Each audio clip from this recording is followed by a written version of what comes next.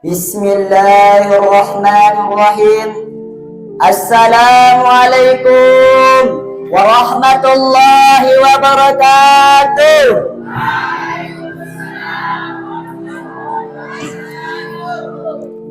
Alhamdulillah. Alhamdulillahilladzi anzala al-Qur'ana fi syahri Ramadan wa ja'alahu nuran yahtadi bihil insan. Ashhadu an la ilaha illallah wa ashhadu anna sayyidana wa nabiyyana Muhammadan abduhu wa rasuluh. Azharal haqqa yawmal taqal jam'an, amma ba'du. Segala puji hanya milik Allah semata, yang dimana Allah telah memberikan kita beribu-ribu nikmat, berjuta-juta rahmat. Contohnya saja hadirin, nikmat penglihatan, nikmat pendengaran. Apalagi kita sedang berada di bulan suci Ramadan ini, yaitu nikmat puasa. Maka pantaslah kita sebagai hambanya mengucapkan Alhamdulillah.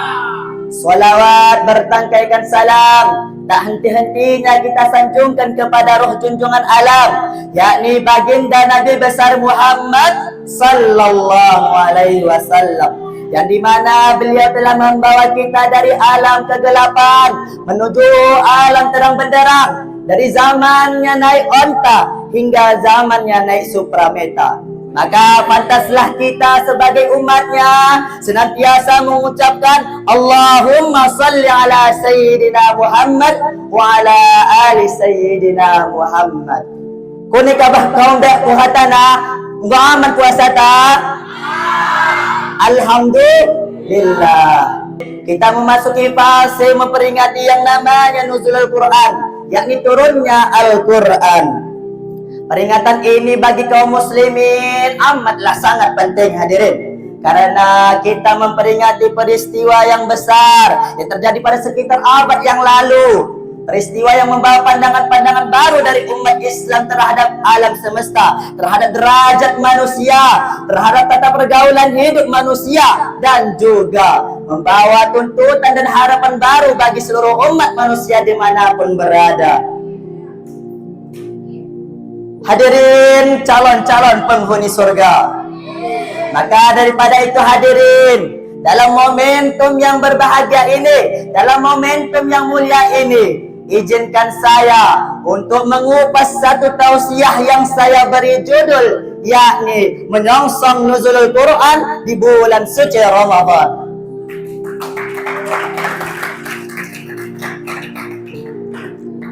Hadirin yang dirahmati Allah Subhanahu wa taala, dalam momentum memperingati nuzulul Quran, memperingati turunnya Al-Quran, kita berkeyakinan bahwasanya Al-Quran diturunkan kepada Nabi Muhammad sallallahu alaihi wasallam sebagai satu-satunya rahmat yang terbesar yang diberikan oleh Allah kepada umat Islam di seluruh alam, sebagaimana firman Allah dalam Al-Quran. A'udzu billahi minasyaitonir rajim. Syahrul Ramadan alladzi unzila fihi al-Qur'an hudan lin-nasi wa bayyinatin minal huda wal furqan. Yang artinya hadirin, beberapa hari yang ditentukan itu ialah bulan suci Ramadan, bulan yang di dalamnya diturunkan permulaan Al-Quran sebagai petunjuk bagi seluruh umat manusia dan juga pembeda antara hak dan yang batil. Quran surah Al-Baqarah ayat 185. Perlu kita kemukakan bahwasanya ayat-ayat suci Al-Quran tidak sedikit yang diturunkan karena ada sesuatu peristiwanya. Sehingga dengan demikian Nabi kita Muhammad sallallahu alaihi wasallam selalu memperoleh bimbingan dan petunjuk-petunjuk yang jelas dalam melaksanakan pimpinan umat dari Allah Subhanahu wa taala. Segala kata-kata Nabi, segala perbuatan-perbuatan Nabi, segala apa yang dilakukan oleh Nabi, semuanya merupakan tafsiran yang tepat dari ayat-ayat suci Al-Quran. Sehingga dengan demikian hadirin, kita sebagai umatnya untuk tetap senantiasa mengikuti jejak dan langkah-langkah Nabi Muhammad tanpa ada keraguan yang terbesit dalam hati kita, sebagaimana firman Allah yang berbunyi wa anzalna ilaika dzikra ma nazzala إليهم ولعلهم يتفكرون. Kami turunkan kepadamu wahai Muhammad kitab suci Al-Quran agar kamu dapat menerangkannya kepada para manusia apa yang telah kami turunkan kepada mereka dan agar mereka dapat berpikir. Quran surah An-Nahl ayat 44. Hadirin, oh hadirin, masih aman puasa? Walid nak nanya boleh? Kalau kita sekarang berbicara tentang yang namanya nuzulul Quran, yakni turunnya Al-Quran, apakah hadirin di sini tahu kapan pertama kalinya Al-Quran diturunkan kepada Nabi Muhammad? Masa nggak tahu?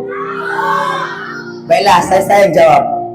Al-Quran diturunkan kepada Nabi Muhammad Sallallahu Alaihi Wasallam pada pertama kalinya ketika beliau sedang berkhulwah di Gua Hira, bertepatan pada malam Jumat bertanggal 17 Ramadan tahun 41 dari kelahiran beliau, atau pada tahun 63, atau pada tanggal 6 Agustus tahun 610 Masehi. Kebanyakan ulama hadirin menetapkan bahwasanya hari penghabisan turunnya Al-Quran ialah pada hari Jumat pada tanggal 9 Zulhijjah tahun 10 Hijriah, atau pada tahun 63 dari kelahiran Nabi Muhammad Sallallahu Alaihi Wasallam. Hadirin yang dirahmati oleh Allah Subhanahu Wa Taala, selama bulan Ramadan ini jangan sampai lupa kita untuk memperbanyak bacaan Al-Quran, memperbanyak kebaikan, memperbanyak istighfar, memperbanyak sholawat kepada Nabi Muhammad, juga memperbanyak iktikaf di masjid. Lebih-lebih pada 10 hari terakhir Ramadan hadirin, dapatlah kiranya kita menemukan malam Lailatul Qadar, yakni di mana siapa saja yang meminta doa turunnya takdir dari Allah itu, maka doa-doanya akan dikabulkan dan diwujudkan oleh Allah Subhanahu Wa Taala. Sebagaimana sabda Rasul yang kita ketahui, maqama Lailatul Qadri imanan wa ihtisaban, ghufira lahu ma taqaddama min dzambi. Barang siapa yang bangun untuk mengerjakan salat di malam turunnya Qadar karena iman dan mengharap pahala dari Allah Ta'ala, niscaya dosa-dosanya yang telah lalu akan diampuni oleh Allah Subhanahu Wa Ta'ala. Hadirin yang dimuliakan oleh Allah Subhanahu Wa Ta'ala,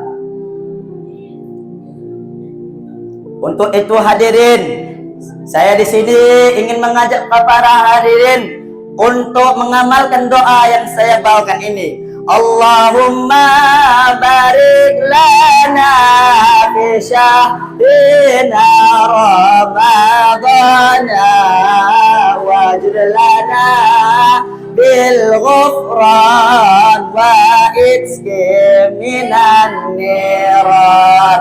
Allahumma barik lana fi syahrina Ramadana waj'al lana bil ghufran wa itqi minan niran. Amin amin ya rabbal alamin, istajib du'ana ya rabbal alamin.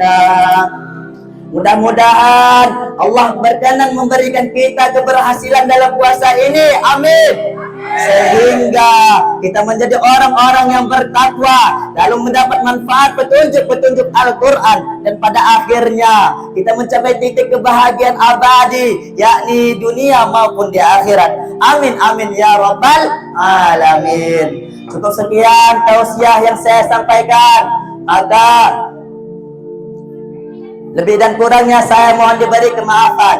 Udur maqala wa la tadur maqala. Akhirul kalam, assalamualaikum warahmatullahi wabarakatuh.